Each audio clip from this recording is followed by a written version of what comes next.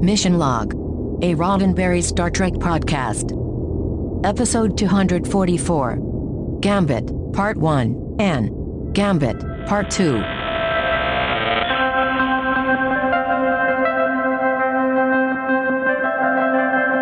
Welcome into Mission Log, a Roddenberry Star Trek podcast. I'm John Champion. And I'm Ken Ray. Each week, we watch an episode of Star Trek or two, taking them apart for messages, morals, and meanings, and seeing whether all of it stands the test of time. This week, Gambit Part I, the first part of the Gambit story arc, followed by Gambit Part II, the second part, the Gambit story arc. I've got trivia coming up in a moment, but first... But now, I'm going to tell you how to get in touch with us. Mission Log Pod is the address to find us on Facebook, Skype, and Twitter. If you'd like to leave us a voicemail, we would love to hear your voice. 323-522-5641 is the phone number to call, 323-522-5641. Our email address is missionlog@roddenberry.com. Our show website, including discovered documents, is at missionlogpodcast.com. And please do remember, we may use your comments on an upcoming episode of Mission Log. So you say the first part, the Gambit Part I, is part one of the story. Right, yeah. And then you immediately segue into, if you want the second part of the arc. Mm-hmm. That'd be, hold on, that'd be Gambit Part II. Oh, very good. You've watched ahead, I can tell. Mm-hmm. There's got to be more trivia than that, though, John. Oh, well, I'll see what I can dig up for you. Part 1 was written by Naren Shankar from a story by Christopher Hatton and Naren Shankar. Now, Christopher was in college at the time, and he had submitted his story on spec last season. It took some time to bubble up, and one of the objections was that we're dealing with space pirates, which Gene Roddenberry back in the day had said, no stories that have to do with space pirates. Now, this is Christopher's first professional credit as a writer. In the years since then, he has written, produced, and directed a handful of mostly sci-fi genre films. He does come back to Trek with one more writing credit later on this season. Part 1 was directed by Peter Lauritsen. Remember that Peter was a producer for the entire run of Next Gen, and his directorial debut was The Inner Light. This is his second and final directorial job on Next Gen, but we will see his name again. With Part 2, the story is still by Naren Shankar, but the script was written by Ronald D. Moore. And it might be worth pointing out here that the more hands the script passed through, there might have been some frustrations raised. Brandon Braga objected to this story. Ronald Moore felt like it wasn't working, and he was kind of lost with Part 2. This is one of those times when Rick Berman pulled out that bandana and covered the eyes on the bust of Gene Roddenberry that he kept on his desk. Good call. Might come back to that a little later. Hey, spoilers. I'm sorry, it's a little early. Okay. I apologize. Yes. Yeah. Okay. I assumed you meant that he was dusting it. No? Mm-hmm. He was. He was cleaning it up. Yeah, that's what I mean. Mm-hmm. Part 2 is directed by Alexander Singer. We last saw his work as director on Descent Part 2. It's probably not too hard to tell here that the bridge on Baran's ship is indeed a redress of the Enterprise Battle Bridge, which is a redress of the refit Enterprise 1701 bridge, which was then rebuilt after Star Trek V. And yeah, you get the picture. There's a lot of recycling that goes on with sets like that. Let's see here. Quote, "What a tangled web we weave when first we practice to deceive." There's an alert for all you Sir Walter Scott fans. That is from his 1808 epic poem, Marmion. Let's see, we have the shuttle Justman making a reappearance in the background of the hangar bay. Oh, and speaking of returning props, hello again to the Veron T Disruptor. A nice shot of that toward the end of Part 2. Now, there are deleted scenes from Part 1 and Part 2 on the Blu-ray. From Part 1, we would have Deanna having a little more fun in the bar in that opening scene. She's got this very provocative line, "What if I like danger?" And we also have a scene with Beverly, her analysis of Picard's DNA. And I kind of wish we had kept that in there. She looks really shattered during the whole thing. We have an extended scene with Uranek while Riker is interrogating him, and we have an extended scene with Picard / Galen just as Baran gives the order to destroy the Starfleet outpost. More deleted scenes from Part II, Riker stalling in Baran's ship, but there is a nice moment where Baran orders Riker to go wake up Galen, which kind of leads to why they would have any time alone at all. Nice to have that in there.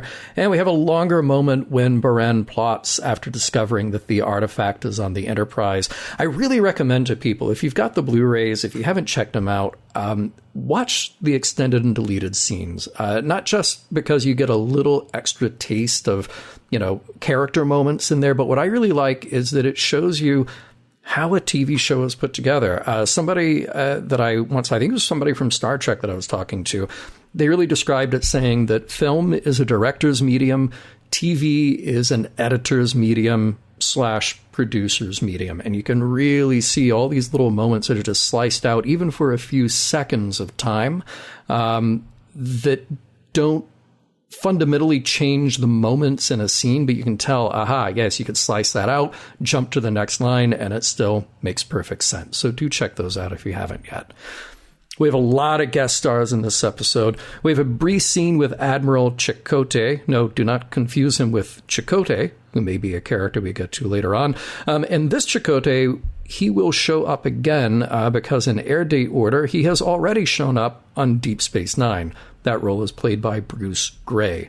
Now, that huge Klingon that we meet in Part 2, Koral, was played by James Worthy, standing at 6'9". He played for the LA Lakers. Richard Lynch is Arctis Baran. Now, he is a very recognizable character actor who has been at it since the late 60s. He's been in a ton of TV shows. He was in Rob Zombie's version of Halloween, and I will, of course, remember him from the Vegas in Space episode of Buck Rogers in the 25th Century. I got to do a shout out here, too. Mm-hmm. Go do it. There is a horrible, horrible movie. I'm already intrigued. Called Werewolf. And it's so bad that Mystery Science Theater 3000 parodied it. Mm-hmm. So he's actually in one of my favorite episodes of Mystery Science Theater 3000. Fantastic. And for anybody who's seen the werewolf episode, every time Baran came on screen, I just wanted to yell, "Grandma!" Okay. And those of you who've seen it will know exactly why. All right. Nice. We have Julie Caitlin Brown, who is most recognizable from her role as Natoth on Babylon 5. She appears here as Vikor. And right around the same time, a little bit before, she was making a guest appearance on Deep Space Nine. Alan Altschuld plays Uranik, and he has a handful of professional credits, his very first gig being a small role in the 1986 Tom Hanks movie The Money Pit, and he also shows up in the 2005 remake of The Cabinet of Dr. Caligari. Cameron Thor plays Narek, and this is his only Trek appearance, but he also shows up in other genre fare like Sequest 2032, and he had a small role in Jurassic Park. We have a new member of the Enterprise crew here that gets a pretty good amount of screen time. That's Ensign Giusti, played here by Sabrina LeBoeuf. And yes, if that name sounds familiar, it's because she had just come off a very high-profile gig as Sandra Huxtable in The Cosby Show. Finally, Robin Curtis as Talera. Robin really needs no introduction to our audience. In addition to the rest of her body of work, she played Saavik in Star Trek III and Star Trek IV. This is her final Trek appearance. Stop me if you have heard this one. A first officer, a security chief, a doctor, and a ship's counselor walk into a bar. Prologue. Some of our crew are in a bar. Not a nice one like 10 Forward, but more of a wretched hive. There are aliens, there is scum, there is probably villainy. As Deanna Troi, Dr. Crusher, Riker, and Worf ask questions, there's a lot of resistance from the patrons who are being interrogated. The questions go something like, have you seen a guy, human, no hair on his head? And the answers are evasive, something like, I really shouldn't talk about this. It sure would be helpful to have an Iridian around about now, those aliens who deal in information. Hey, there's one, Uranik. He saw what happened. The person in question, who very much meets Picard's description, was there a few weeks ago. He was sitting with a bunch of dangerous-looking lowlifes, and things got heated. A fight broke out. Picard was pushed to a wall. Beverly confirms she's finding human cells and fibers from Starfleet clothing. It didn't end there, though. The alien says one of those people at the table pulled a weapon and vaporized that man. Act 1. Sad days on the Enterprise. Picard is dead, confirmed by a DNA sample taken by Dr. Crusher, and Riker is now acting captain. But even he's having a hard time with it, clearly upset. He doesn't even want to attend the memorial Deanna's putting together.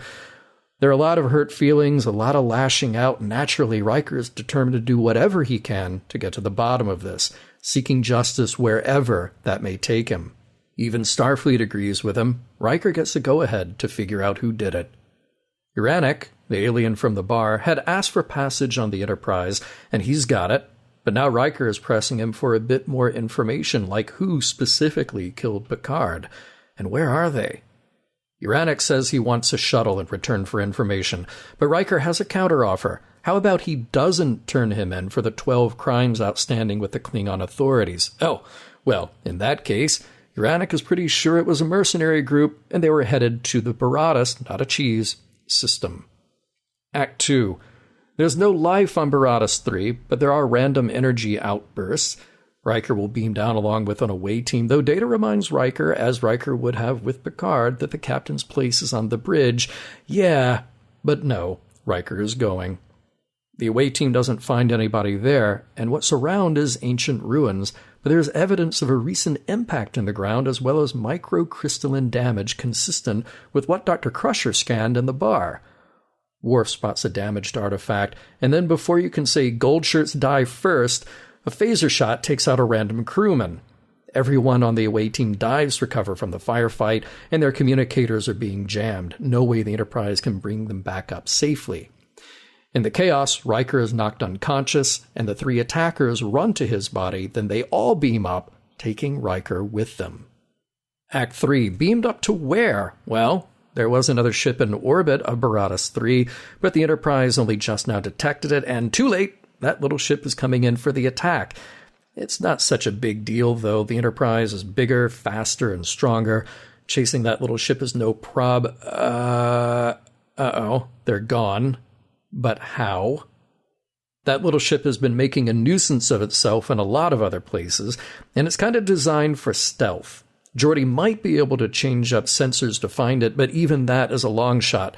Data, now in command, really doesn't have that many options, even though Worf is absolutely ready to chase what exactly, where exactly. New away teams will go back to the surface of Baratus 3 to figure out if there are any more clues to what happened there. On that nasty little alien vessel, the engines are having a problem. That sudden boost did a number on their warp system, but in the meantime, the captain of that ship, Arctis Baran, is interrogating Riker. And you know how this is going. Riker is all smug with stories of a scientific expedition, but Baran has a short fuse. He activates an implant in Riker's neck, which causes pain.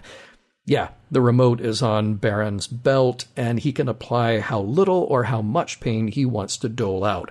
This is how he instills discipline and fear in his crew, so, a little less lip from Riker.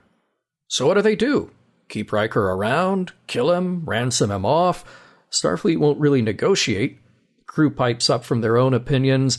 There's Talera, the Romulan, Vikor, Narek, and smooth-headed human, English accent? Yeah, that guy, Picard. He's not dressed like Picard, but it is Picard, and he surprised Riker by voting that they should kill him right here, right now. Act 4. Picard is under the assumed name Galen, and here he spits out some pretty unflattering things about Riker. History of insubordination, not a good officer. This only seems to intrigue Baran more. The debate can't continue much longer, though. There's a major problem with the warp engine's intermix chamber. This is really bad, really. The flow regulator is frozen, and that sounds like something Riker might be able to fix. At least that information was lobbed from Galen right his way. With permission, Riker jumps into action, and yep, he saves them all. Easy peasy. Guess he'll live to see another day.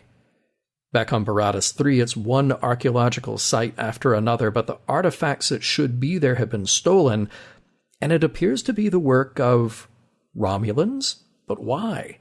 Well, Baratus III was inhabited millennia ago by the De Bruyn, an ancient offshoot of the Romulans, so something with that? To gather a bit more evidence, Data wants to check out other sites with Romulan ruins in the sector. Calder 2 is nearby and seems like a good next target. It has a Starfleet science outpost and a lot of hanging sculptures. The Enterprise will send a message to be on the lookout for the alien vessel, but to delay them if they should show up.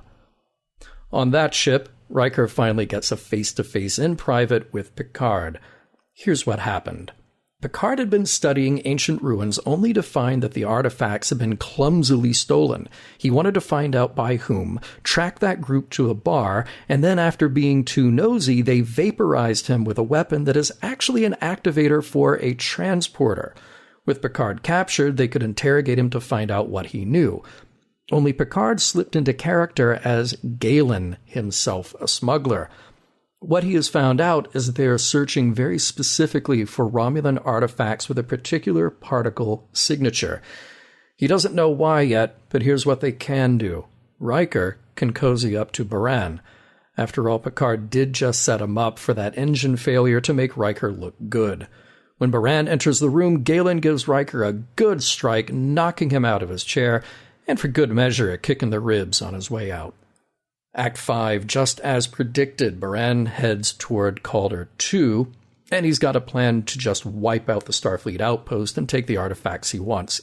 Galen pipes up that maybe they should use Riker to talk their way past security, and when the shields are down, beam up what they want, much easier.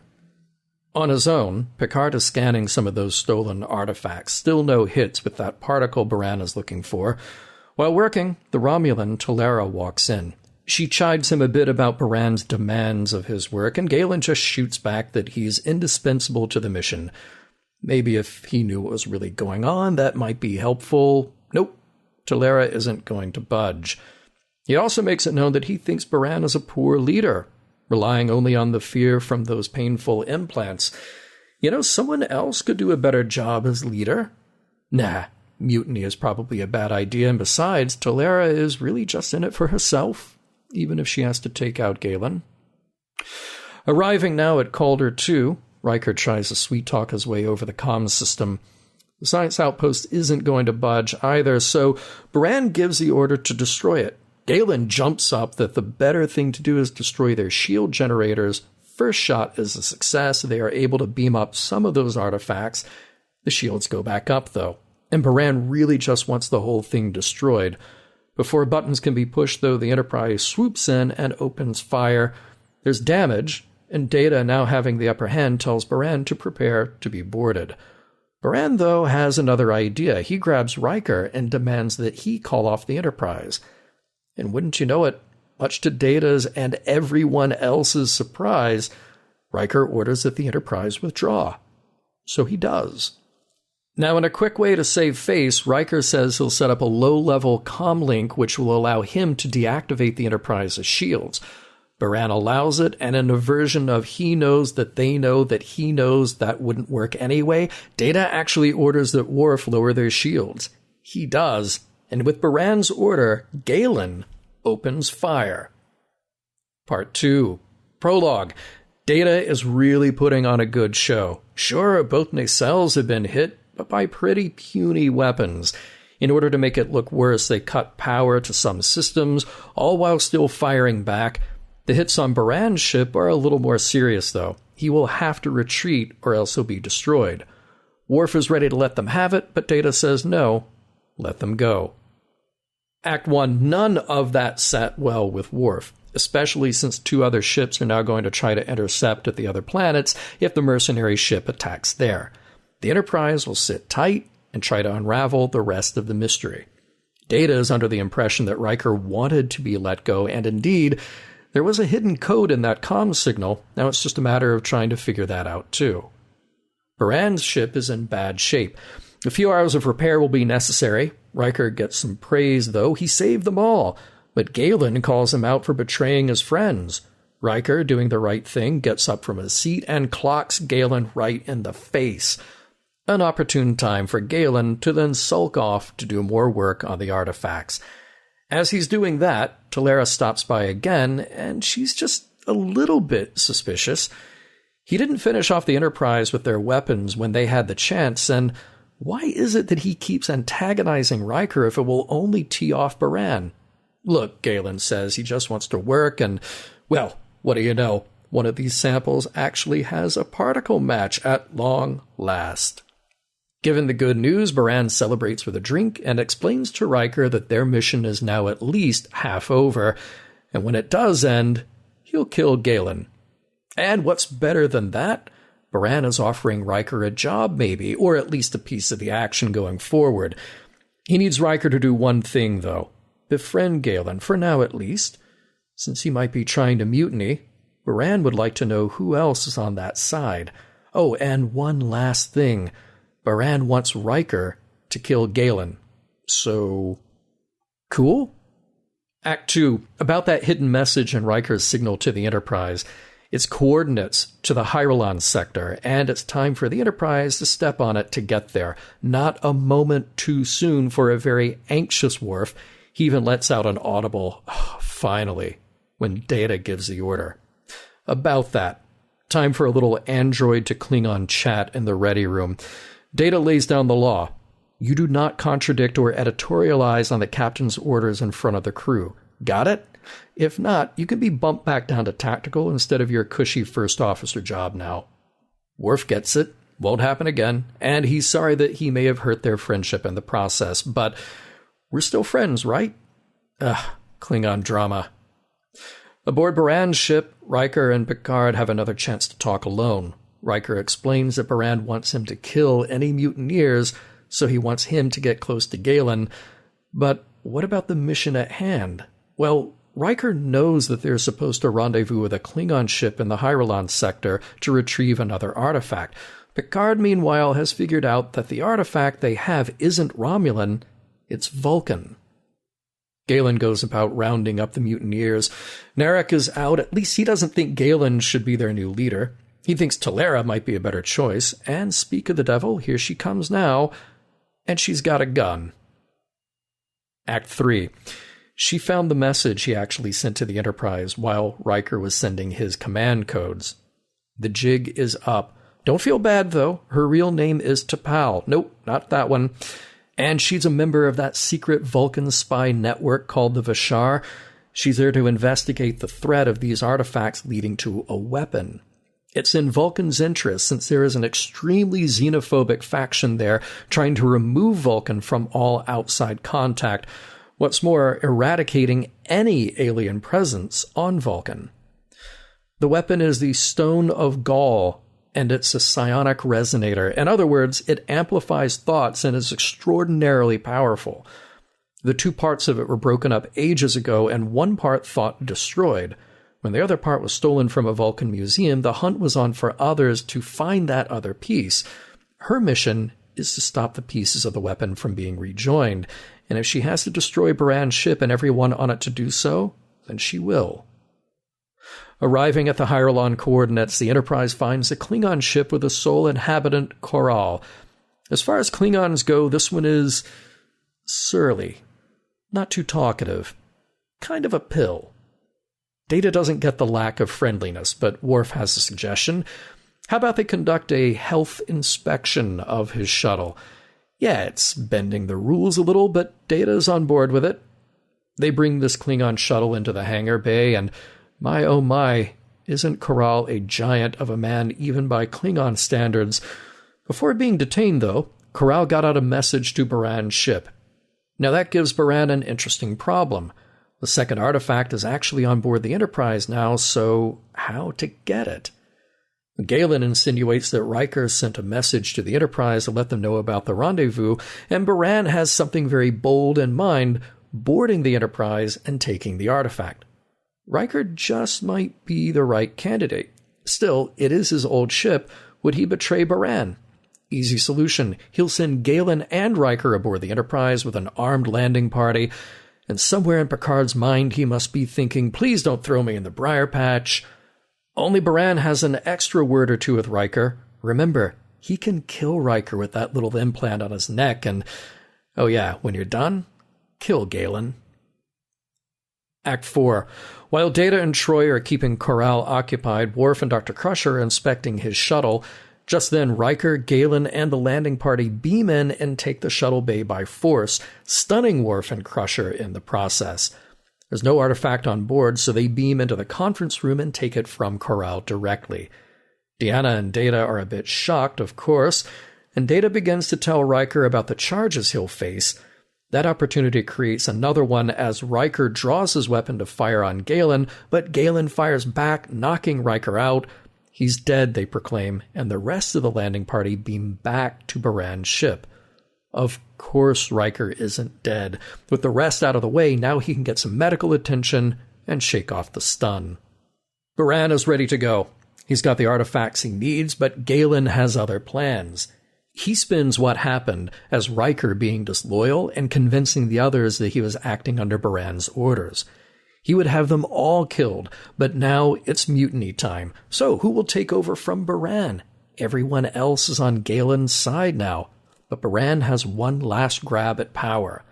He's got the agonizer, the remote thingy, and he points it toward Galen, threatening to kill him. Act 5. What's that? Baran drops to the floor in pain and dies? Clever Galen, he switched the transponder codes or something. Sometime. Somehow. I guess. Now with Galen in charge, the mercenaries are on the way to their rendezvous. Riker, back in command of the Enterprise, jumps on the line with Satok of Vulcan security just to let him know that the mercenary ship is probably headed to Vulcan, probably carrying that weapon, and please don't blast it out of the sky because T'Pol is on board undercover. Cool. And who was this T'Pol again? Because we don't have an operative on board a mercenary ship? Oh. Back on that ship, Picard is about to put those pieces together too, literally and figuratively. He figures out that the two pieces are supposed to go to the underground Takara sanctuary on Vulcan. He also figures out that the ancient Vulcan glyphs are incomplete and maybe, just maybe, the Vulcan on board can offer some insight. She's a little testy, a little uninterested, and Picard lets her know that he took the precaution of having the Enterprise contact the Vulcan government, just for their own safety, of course. He'd like to join her when they arrive, but she says, no, it's a Vulcan thing you wouldn't understand. When they arrive at Vulcan, Galen reveals to the rest of the crew that there is no reward. Talara is smuggling a weapon and has no intention of helping them. Oh yeah, she says.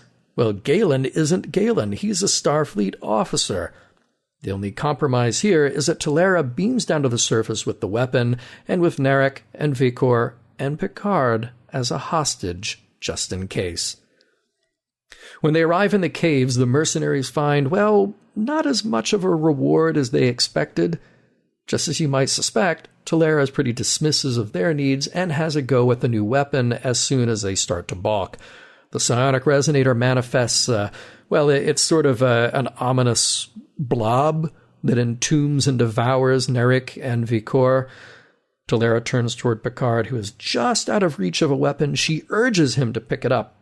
He says that the Federation won't let any of this stand, but he's not getting it. This isn't a conventional weapon to be fought with conventional means. An armed landing party from the Enterprise beams in, but Picard orders them to drop their weapons and not make any, not even think any, aggressive or violent actions. I'm looking at you, Mr. Worf. Since a resonator amplifies violent thought and uses that against the enemy, they can stop it. Picard explains a little more. That third glyph that was missing on the weapon, that one that was supposed to sit between war and death, was peace. It's what the Vulcans realized thousands of years ago, that they could bring their own peace, and in doing so make the weapon useless. Talara tries and fails to use it against the Enterprise crew, who have been ordered to wipe away any violent thoughts. Talara goes into custody. The separationists will be dealt with, we assume, peaceably by the Vulcan authorities. The resonator will be destroyed. Back home on the Enterprise, well, Picard is legally dead, and Riker was a renegade for a brief time, and technically should be facing a number of charges. All fun and games, until Data starts escorting Riker to the brig. The end. Boy, gallstones, huh? Stone of gall. Gallstone of gall. Yeah, they're no joke. They really aren't. No. So let me see if I understand. This was a weapon that was used thousands of years ago. Yep. And the weapon was constructed in a way that would tell you how to defeat the weapon. Well, Yeah, I guess so. Because I didn't realize that until what you were doing right at the end there, when you're like, oh, look, and it's this, and it's this, and it shows that this is how the weapon can be defeated. And it's like, and we're just going to put that right on the weapon that we're using to try to, take over the world or beat up other people or whatever it is. I mean, maybe it's like making the safety, red huge, or orange on a gun, right? Or gigantic. Just right? Giant, and put it right in front of the trigger. Yeah. just I keep getting the safety. Yeah. Wrap the whole thing in bubble wrap and call it good. Yeah. Yep. Struck me as kind of odd. All right. So we had this happen before with Riker. Riker ends up taking over control of the Enterprise for some reason. Captain's missing. Maybe it was, it might be when he became Locutus. I'm not sure. But he says, so Riker, they say, well, we need to do this, and Riker says, make it so. Yeah. Oh. Yeah. And both you and I were kind of like annoyed because it feels like he should have his own catchphrase. Like, I think we said get her done or do it up. I believe were a couple that we thought of. I think get it. I think just get it was one of them. Maybe get it was one of them too. That's right. Yeah. So Data now is in charge of the Enterprise because almost everybody has left. Right. And they say, well, we need to do this, and Data says, make it so. And I again think he needs to have his own catchphrase. So I got a couple. I've got a couple. Right.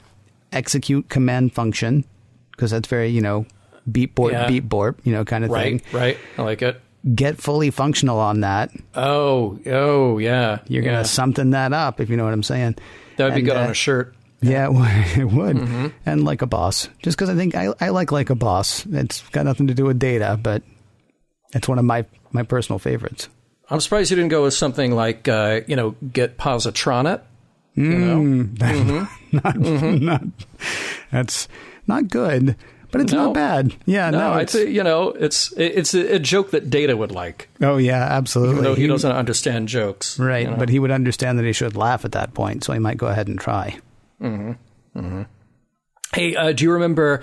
Oh gosh, so long ago when we were talking about Jeremy Astor and all the other times that the Enterprise crew is just supposed to be cool with death because hey, it's just a part of life. You need to remind people really quickly. Jeremy Astor was like the 10-year-old whose mom died, and everybody was like, "Dude, deal." Yeah, right. Well, actually, it was Gene Roddenberry who said, "No, the future, the future is going to be such a thing that like kids won't even miss their parents if they die in a fire. It'll be fine because everybody else will take care of them." So that's who that was. And your point, bringing up that painful memory. Yes, because when everybody thinks that Picard is dead, man, does it hurt. It hurts big time. And that's one of the biggest, most sort of dramatic outbursts that we see between Riker and Troy. Absolutely the right people to have that conversation. But that was a big outburst, and Riker doesn't want the wound to heal. He needs his pain. He needs it. Oh, yes. Yeah. Yeah, man. He is absolutely TNG's Kirk, and at least in this particular episode. There are ways he's not Kirk, but everybody's always said that he was sort of TNG's answer to Kirk, and boy, he's TNG's echo to Kirk in this one. Yeah. I tell you what, I found myself wondering because he does that whole thing, right? And he's like, so he died in a bar fight, and it's senseless, and somebody has to pay. And I thought, if they hadn't found Picard, would Riker be Batman?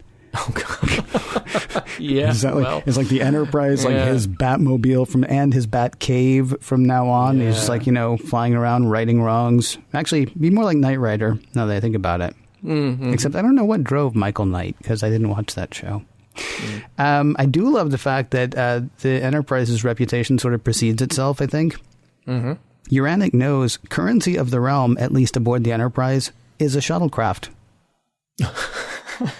Yeah. You get one. If you're on the Enterprise, the quickest way off is to say, can I please have a shuttle?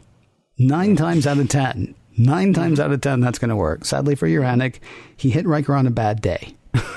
Right. If he had waited till Picard was back and then said, hey, by the way, you think I could have like one of those 4 shuttle that you have? I think Riker would be like, absolutely, take your pick. Take the Jessamine. You know, again, in a post-scarcity society, I guess what happens if we're trying to see this as how the future will play out, shuttles are first when you get to a post-scarcity society.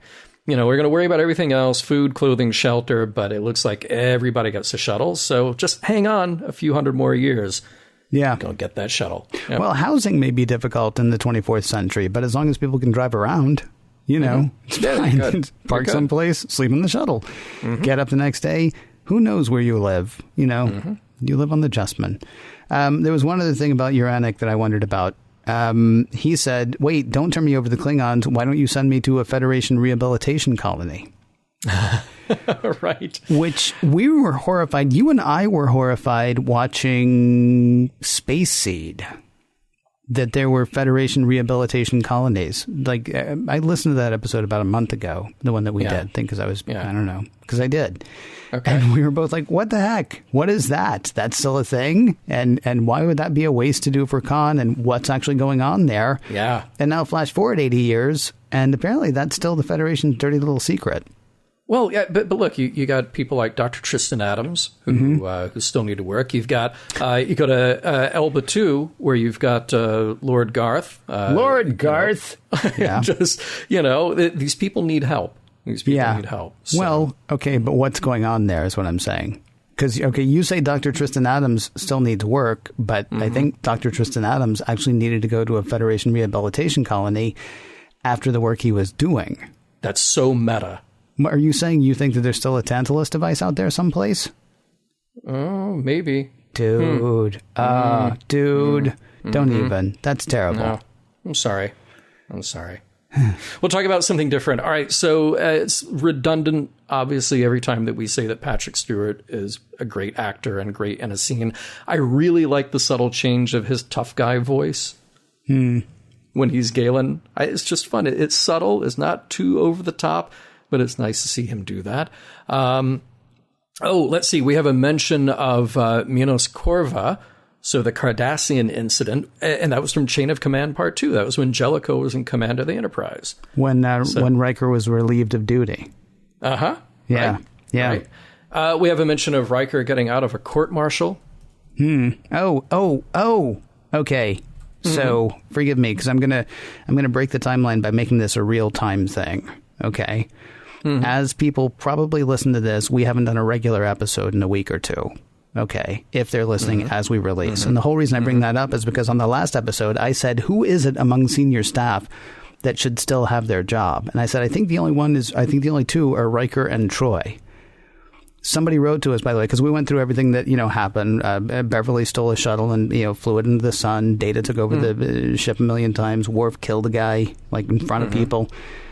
Riker tried to kidnap his androgynous girlfriend from that planet.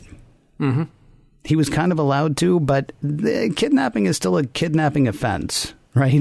It's sure. Sure. That is the kind of thing that might have gotten him bounced from Starfleet, on another show.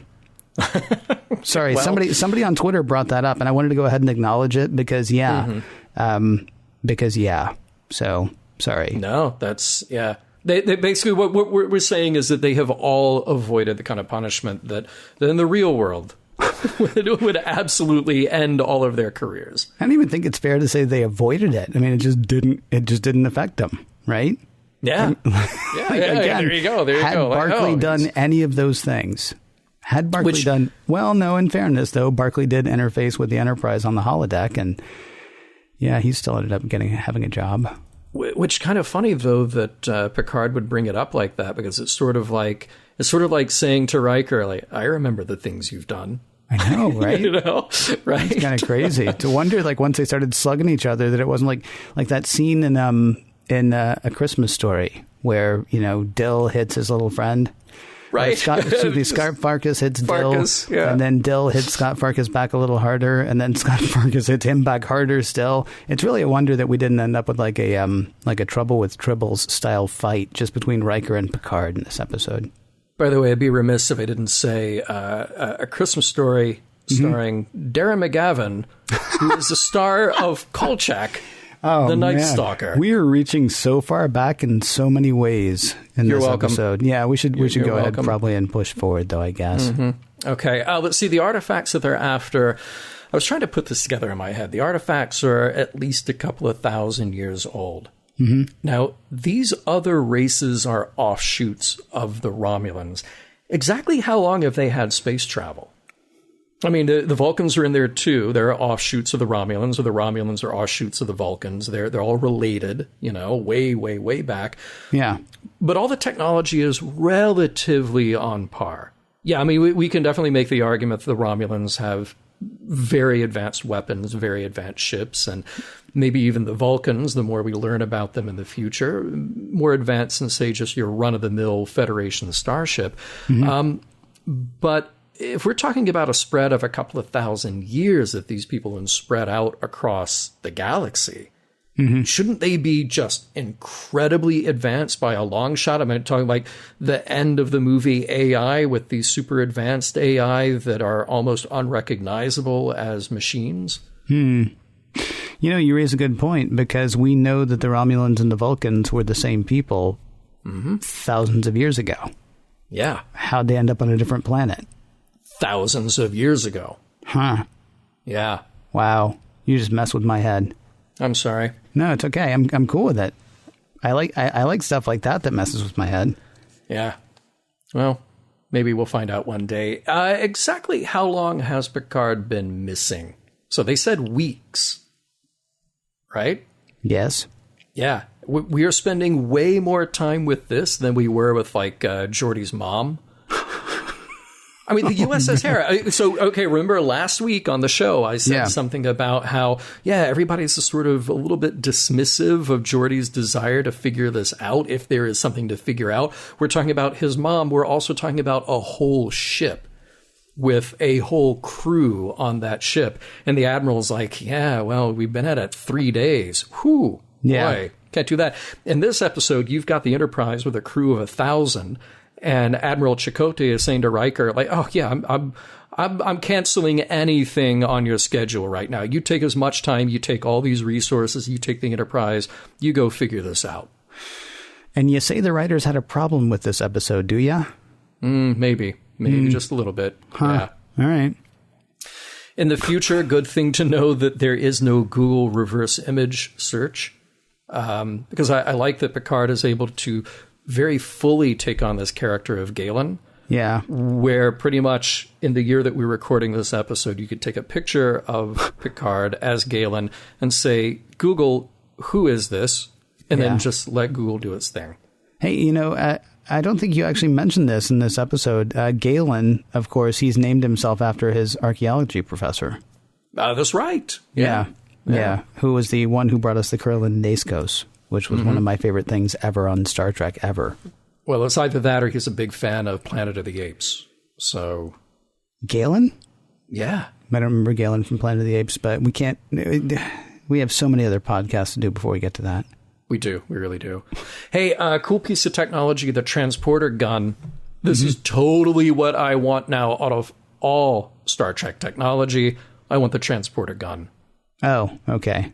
I thought you just meant you wanted all the Star Trek technology to be like 3 things in one or 2 things in one. No. Out of everything that they have shown on Star Trek as technology, I think the transporter gun, that is now at the top of my list. Yeah, you see, I got a problem with the transporter gun, though, because it looks like a gun. Yeah, well, right. It so does. Then somebody's going to pick it up and be like, okay, I'm going to transport you. And you're going to be like, oh, wait. Are you sure? Can you transport that chair first, please? just so I can be certain. Yeah. Hey, what exactly is the profit for Baran? Where I'm just going to go with like gold pressed latinum, because he does say to Riker that he'll have a very wealthy and long life, far from the Federation. Well, also, who does Baran think he's working for? Because this whole thing's being run by I can't remember her name already. Talara? Talara? Okay. This whole thing's being run by T'Pol, supposedly. This whole thing's being run by a Vulcan who's on his ship. And yet he's under the impression that he's working for somebody else. For whom does he think he's working? Or does he know that he's working for her? Oh, well, there's another level of intrigue. Well, I guess, except it doesn't get answered. So we just kind of have to assume that, oh, yeah, he thinks he's working for Steve. Other Steve, maybe. Yeah, we're just doing all kinds of callbacks now. Just all callbacks all the time. Yeah. Oh, speaking of callbacks, nice little tug of the uniform by Data after he dresses down Worf. Nice little subtle moment. The Picard maneuver, isn't it? Isn't that the Picard maneuver? It sure is. Yeah. It sure is. Better than the Riker maneuver that Data would just start straddling chairs as he comes across them. That would have been much better. Yeah. I mentioned it in the recap. I really dislike the start of Part 2, Act 5, that Galen switched the transponder codes. I mean, yeah, but it's just a really convenient tech-to-tech thing that comes out of nowhere. You say the writers had a little bit of trouble with this episode, do you? Maybe I might have indicated that just a little bit. Just a little bit. All right. There's a throwaway line that Riker has. I didn't even put it in the recap, but at the very end, when he talks about saving Picard, finding him on Vulcan in those caves, he's like, yeah, we were just scanning for your neural implant. And I was like, huh? What, your neural implant? Oh, I think it's the thing that Baran put on him. You sure? No, I'm not sure. Okay. But since we've never heard of it before, and since we know that that's a new thing that he is now, linked in, so it could totally, kill somebody because of the whole pain receptor, agonizer thing. Yeah. My assumption is he was scanning for that, based on the one that they just took off of him once he got back to the Enterprise, I would imagine. Mm-hmm. Now, you surprised me in your recap because I really expected what did you do, Ray? What did you do at the end, right? Because basically what Picard does is what Venkman does at the end of Ghostbusters is tell everybody just, completely clear your mind. Or, I can't remember if it was Venkman or Egon. It was Egon. Yeah, clear your mind, don't think of anything. And of course, Dan Aykroyd thought of the Stay Puft Marshmallow Man. I really expected the Stay Puft Marshmallow Man at the end of this episode. That would have been wonderful. Just clear your minds. And then you'd see the 4 Federation people standing there, and in the background, a little tiny Stay Puft Marshmallow Man. Oh, that would have been fabulous. There is a really nice little moment at the end with Data and Riker. And here's why I like it. The joke is kind of obvious, but I have to give them credit. It's one of the few times that Data has played the joke without playing the joke. Well, you assume he was playing the joke. If next week begins with Riker and the brig, then we'll know he's gone back to being very letter of the law. Please let that happen. Phew. I do not know about you, but I really thought that Captain Picard was dead. For about half a second.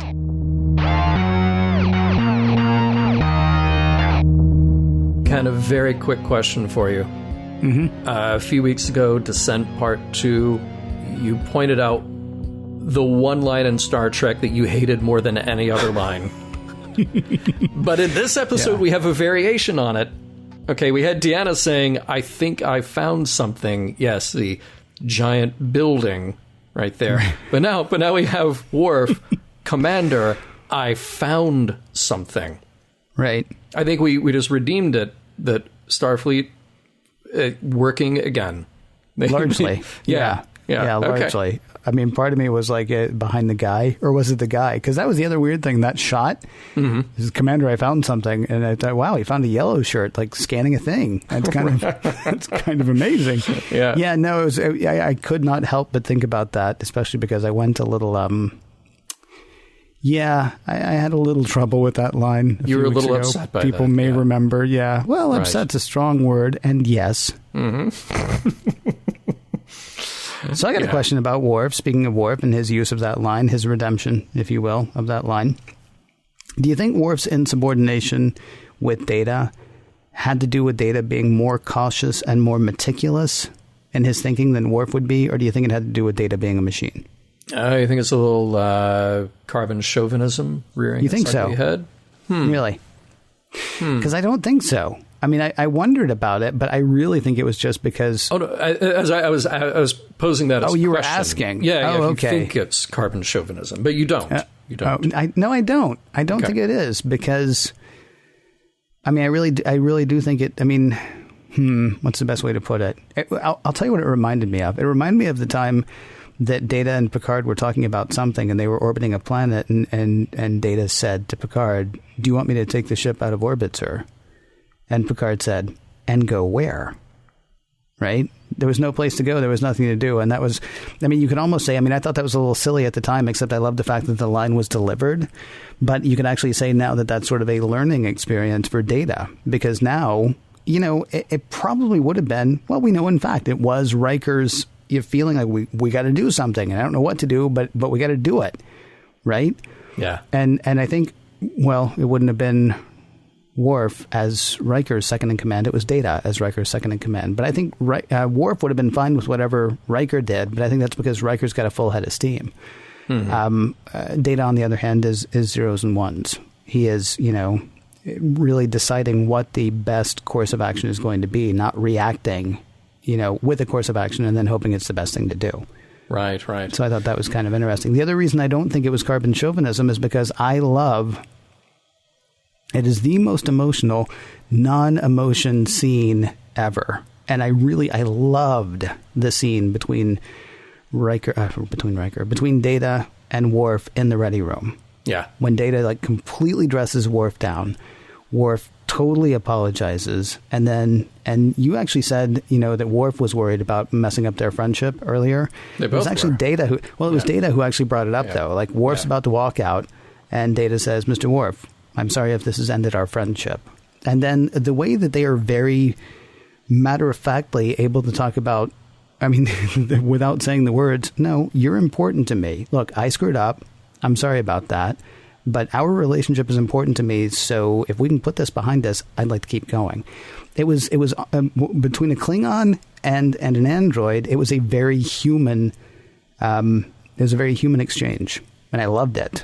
It was actually one of my favorite parts of both of these episodes, I think. I totally agree with you. I think it was a wonderful scene, and it was played perfectly. And then I asked myself, do I really need to see Data being a tough, badass commander? Because here's why. Here's why. So if we go with the premise that he is unemotional, and I know there's a debate to be had there, yes. Mm-hmm. Yeah. But as you said, he's a collection of ones and zeros crammed into a positronic brain in a metal and plastic body. Mm-hmm. He's you make him sound super fine. He's purely acting on logic. Then there's also just sort of a bit of programming in there that makes him turn on his big boy voice and sort of change his stature when he's in command. Now, not only does he shoot down Worf, he gives him the eye.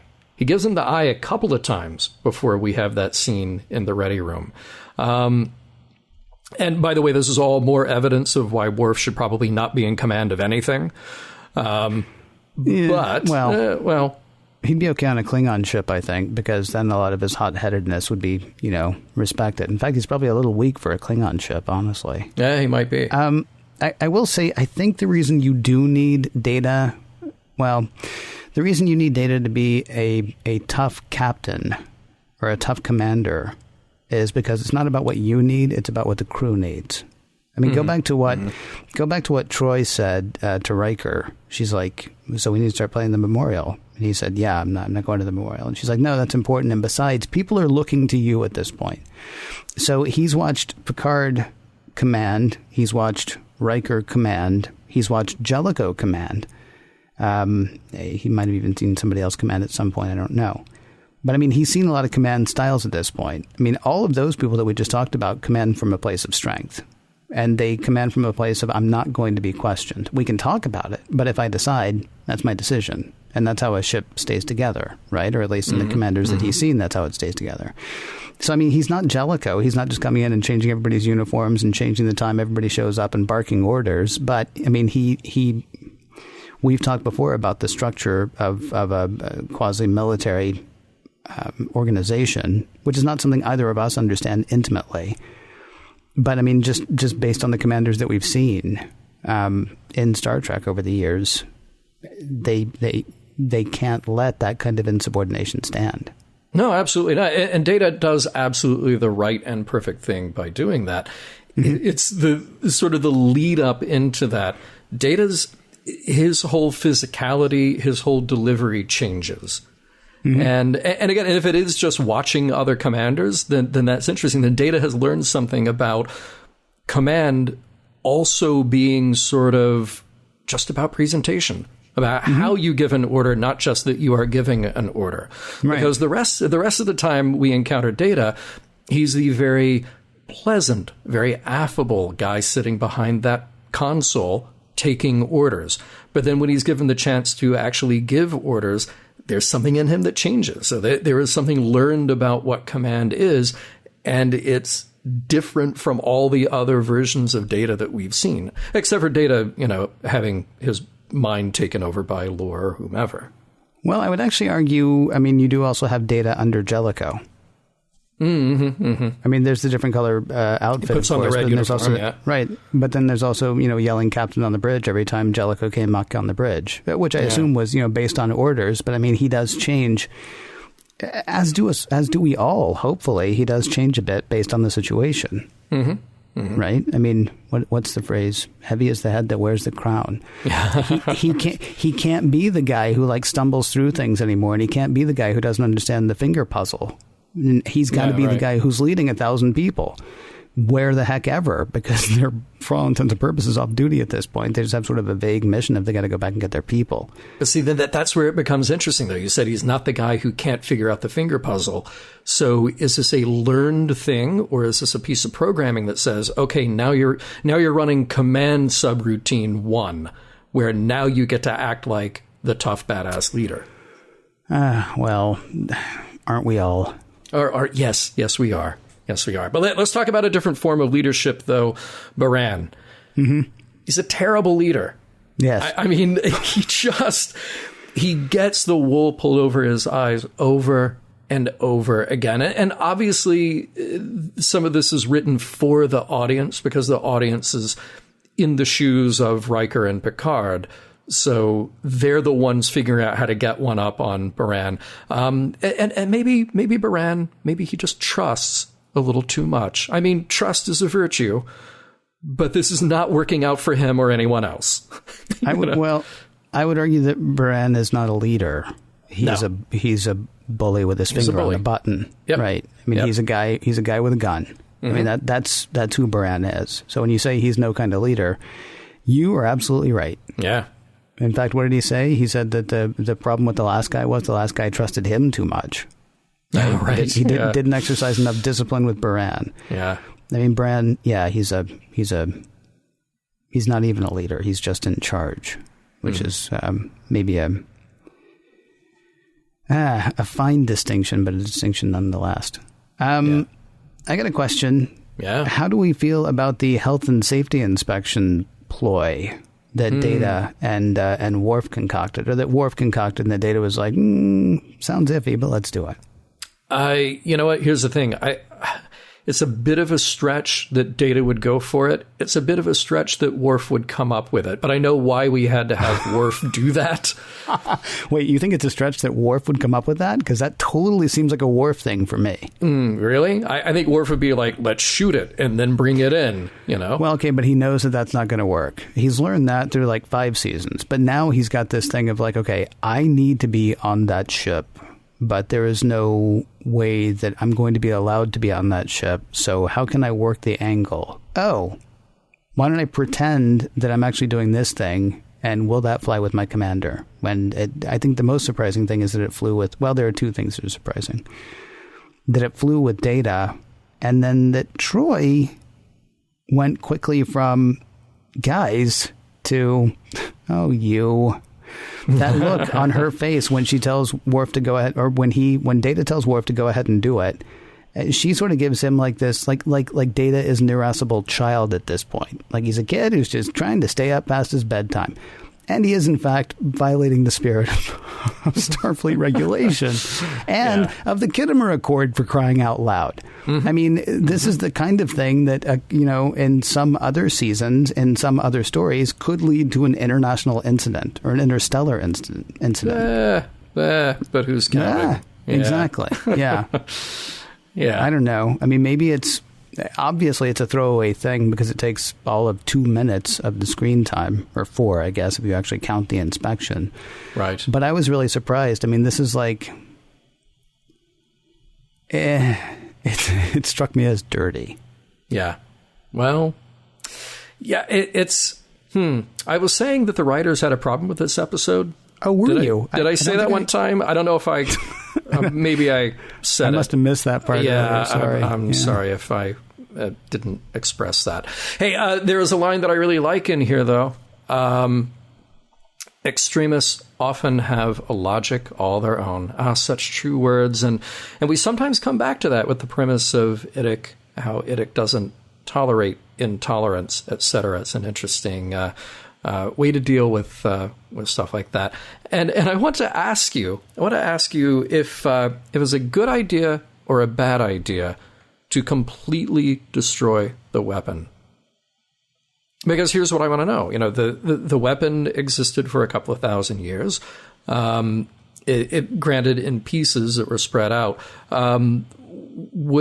Before they destroy it, does somebody take records of it? Do they do a scan of it? Is any information about it kept? And does destroying that, does it actually get rid of the problem?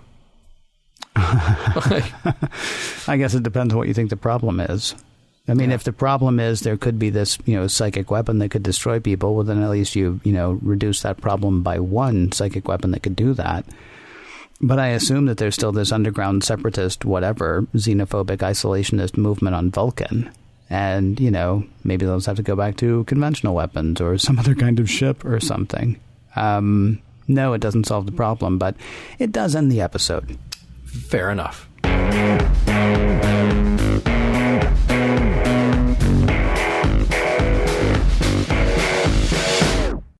Well, that was something. Time now to see what we picked up from the Gambits.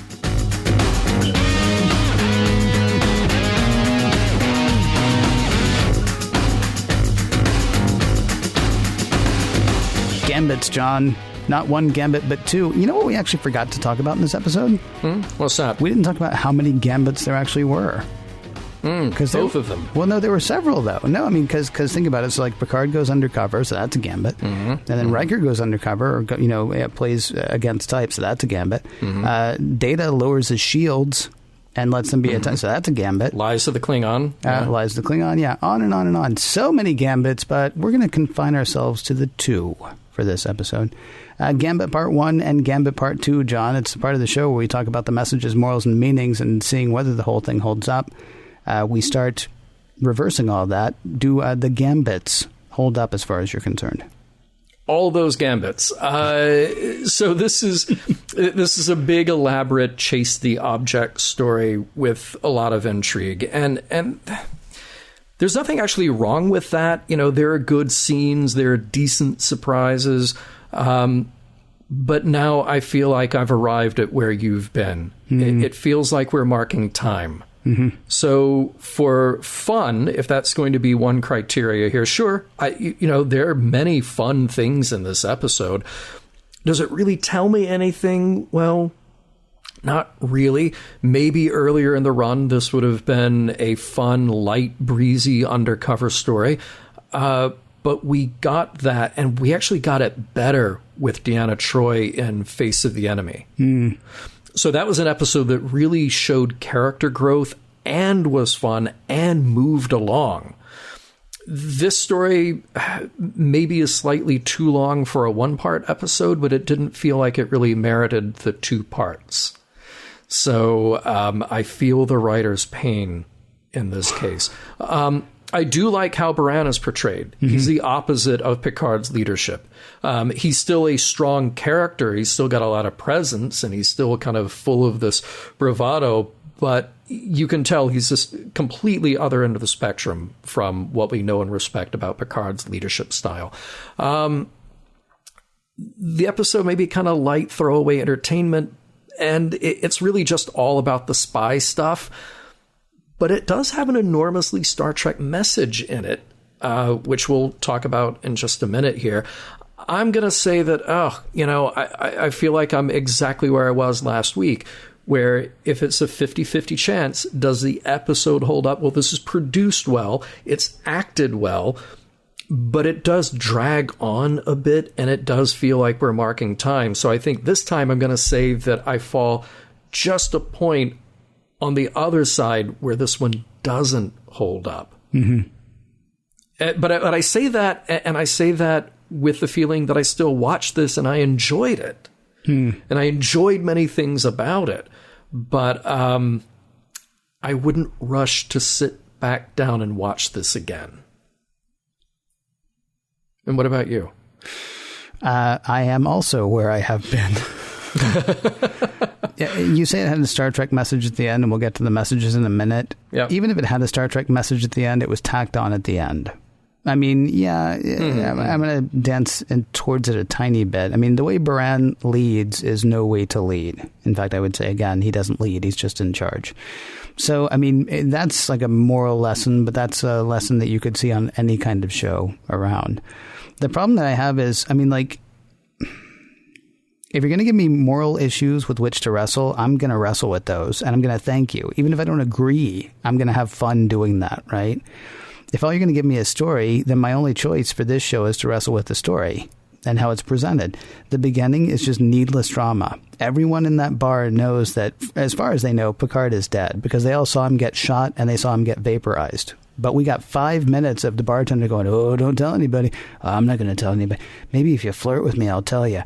And then he goes and talks over to the guy. And then the bartender comes over again and is like, don't tell them. And all that happened was somebody died there, as far as they know. But we got to spend 5 minutes on that. And that pretty much sets the pacing for the entire show, it seems to me. Now, there are still things, if you don't mind going a little bit. I mean, it's not that there aren't moments, because there are. I mean, Troy telling Riker, these people need you. But then, of course, Riker's response is, I don't care. Okay, that's, right. All right.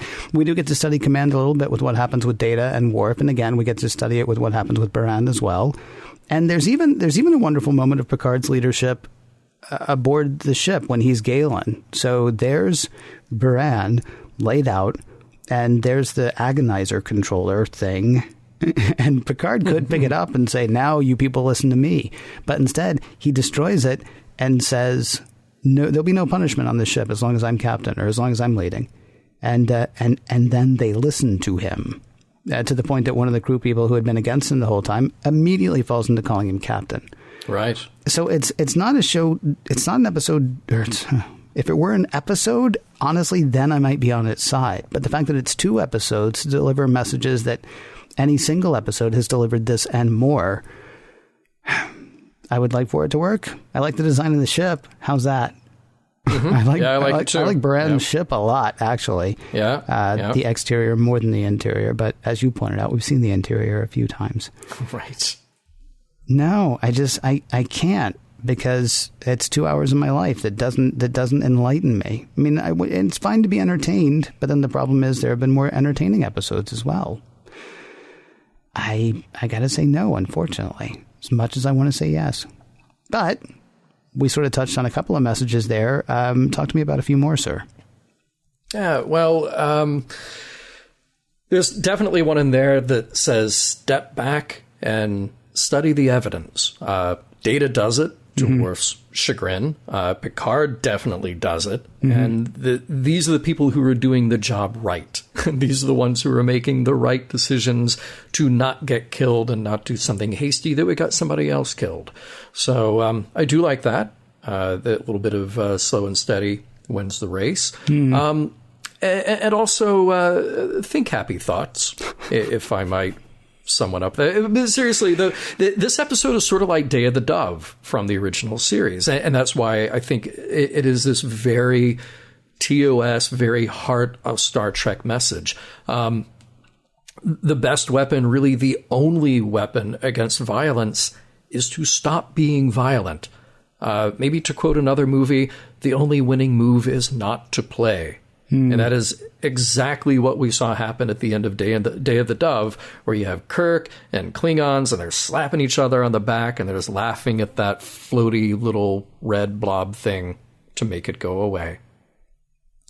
You know, I love how impassioned and heartfelt all of that was, but I have to ask, and I'm going to, part of me wants to say I'm going to ask for listeners, but you're going to have to remind me too, Day of the Dove. Okay. Yeah, third season, you got a floaty little red blob thing in the Enterprise, and everybody is just, they're so worked up, and there's so much anger, and at the end of it, you've got everybody in the engine room, and they realize that to make the floaty little red orb thing go away, that what they have to do is stop playing into fear and violence. So, you know what'll get rid of that? A good laugh. Okay. A good laugh. That's it. Day of the Dove, they got to bring peace. And they have to be the ones to actually make the peace happen. They can't wait for something else to make that peace for them. No. They just have to decide, hey, we're going to try this now instead of the other thing. And just so there's no confusion for anyone, that's TOS. It is. Okay. It is. All right. Yep. Yeah. I'm having real trouble, dude. Okay. All right. I hate that, but I'm having a really, the problem. I'm seeing the logo from the episode with Dr. Tristan Adams, because that's where you have the dove in the hand. And so I'm crossing circuit A to circuit B is what I'm doing. I know. Yeah. That would be dagger of the mind. But don't worry, there's this podcast you can listen to where they recap the whole show. Oh, yeah? And then they talk about the morals, messages, and meanings. So look it up. I'll send you a link. Do they leave those up all the time? Could I actually start like today with the very first one? You could. I've heard that people do that. Yeah. Fascinating. The only ones that I could find are the whole rule by fear is no way to rule, which, because again, and not to keep driving this home, but he's no ruler. Well, he's a ruler. He's no leader. Baran is no leader. No one is going to follow him if he's not standing behind them with the whip or standing in front of them with the agonizer. So, I mean, rule by fear or leading by fear is no way to lead. And, I actually found it kind of interesting. Baran always look a gift horse in the mouth, right? Because Riker's there and he's like, wow, so you're like a really good captain. And Baran's like, yeah, you know what I've learned by being captain? If something seems too good to be true, it might be. And you seem really good to me. So I'm going to hold off on telling you all my secrets for the time being. But we've actually talked about this before. It used to be a gift horse was no big deal. Now you actually have to take care of a horse. You'll be in trouble if you don't. So we probably need to stop saying don't look a gift horse in the mouth, because it might be the first place you should look. All of that holds up. I'm going to say it right now. It all does, especially the thing about the gift horse. All right. Well, if you're going to say that, then I'm going to say Mission Log is produced by Roddenberry Entertainment. Executive producer Rod Roddenberry. The Roddenberry, whole thing, I mean, there's so much they're into. They're into the Roddenberry Foundation. There is stuff that you can buy. And they've got this podcast network. It's called the Roddenberry Podcast Network, oddly enough. Home to such shows as Women at Warp, Priority One, and, of course, this podcast you're listening to right here, right now. Podcast.roddenberry.com to check it all out. If you'd like to help support this show, patreon.com/missionlog is the place to do that. Patreon, patreon.com/missionlog. For more exciting Star Trek podcasts, check out Trek FM, that is trek.fm. And for the latest in Star Trek news and discussion, be sure to visit trekmovie.com. On the next Mission Log, Phantasms.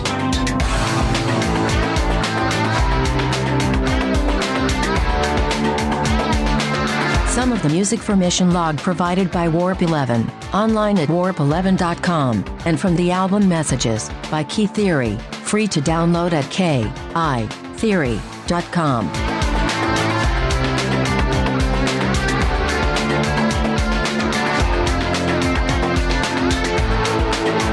Next time on... Next time... it's time to change. End transmission.